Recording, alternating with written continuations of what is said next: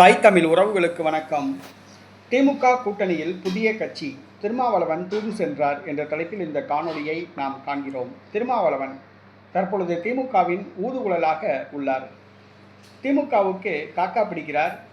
தனக்கு இந்த முறை எப்படியும் ஒரு 25 தொகுதிகள் கிடைக்க வேண்டும் என்பதற்காக திமுகவுக்கு முட்டு கொடுத்து கொண்டிருக்கிறார். திமுகவின் மக்கள் விரோத ஆட்சியை தட்டி கேட்காமல் திமுகவுக்கு ஜால்ரா அடித்துக் கொண்டிருக்கிறார்.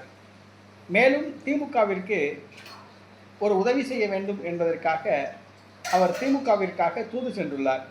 அதாவது திமுக கூட்டணியில் ஒரு முக்கிய கட்சியை இணைப்பதற்காக பேச்சுவார்த்தை நடத்த ரகசிய பேச்சுவார்த்தை நடத்தியுள்ளார்.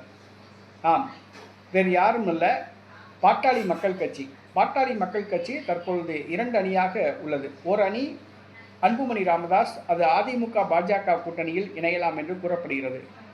டாக்டர் ராமதாஸ் தலைமையில் ஒரு அணி உள்ளது. அந்த அணி திமுகவில் இணையலாம் என்று கூறப்படுகிறது.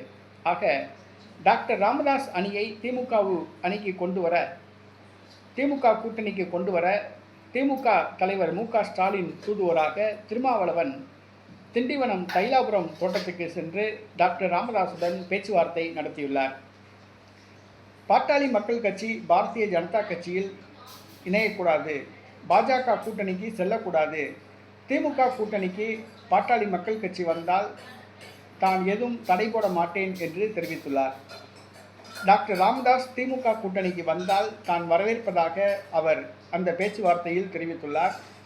டாக்டர் ராமதாஸை திமுக கூட்டணியில் இணையுமாறு திருமாவளவன் பேச்சுவார்த்தை நடத்தியுள்ளார்.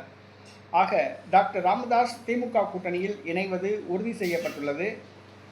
டாக்டர் ராமதாஸ் 30 தொகுதிகள் வரை கேட்பார் என்று கூறப்படுகிறது. ஆனால் திமுகவோ 10 தொகுதிகள் தர தயாராக இருப்பதாக கூறப்படுகிறது. தொடர்ந்து ரகசிய பேச்சுவார்த்தையில் திருமாவளவன் டாக்டர் ராமதாஸோடு ஈடுபட்டுள்ளார். தேர்தலுக்கு இன்னும் ஒரு 7-8 மாதங்கள் இருக்கின்றன. என்ன வேண்டுமானாலும் நடக்கலாம். என்ன நடக்கிறது என்று பொறுத்திருந்து பார்ப்போம்.